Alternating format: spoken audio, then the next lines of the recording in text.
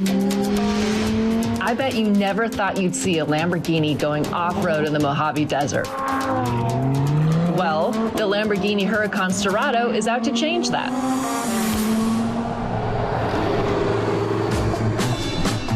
Here we are out in Joshua Tree, California. It's about an hour east of Palm Springs, so we're way out in the middle of nowhere with a Lamborghini, if you can imagine it. The Lamborghini Huracán Sterrato.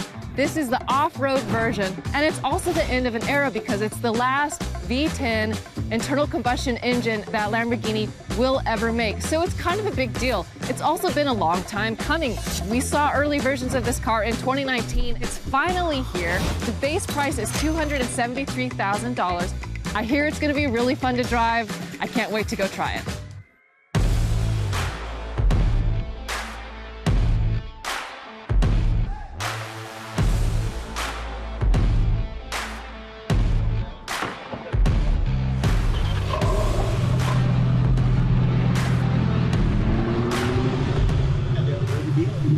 No, never. It's completely new.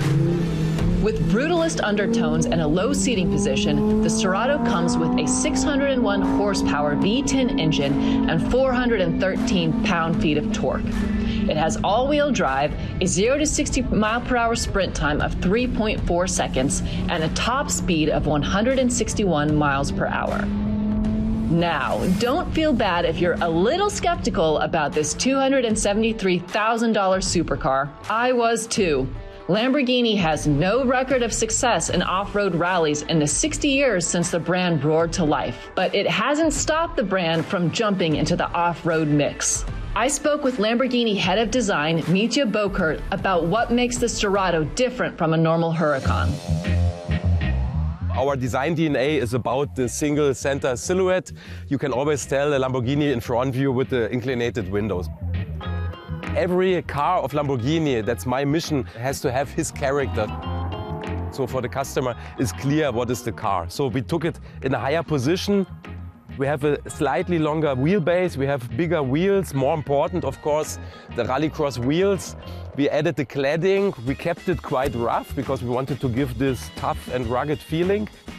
It's the everyday super sports car. You don't need to care, you just drive. It's a car that is your partner for any adventure.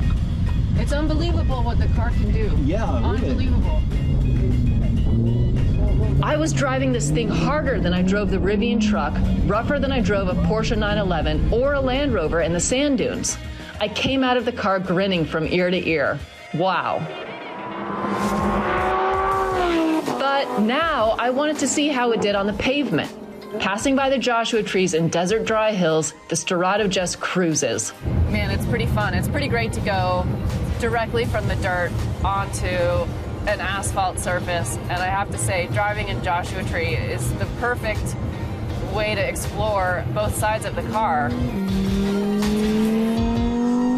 The Huracán Sterrato has three main driving modes: Strada, Sport, and Rally. Now, Rally is the one that we used when we were going off-road. That's where everything's super loose, very minimal stability control, basically just the ABS is on.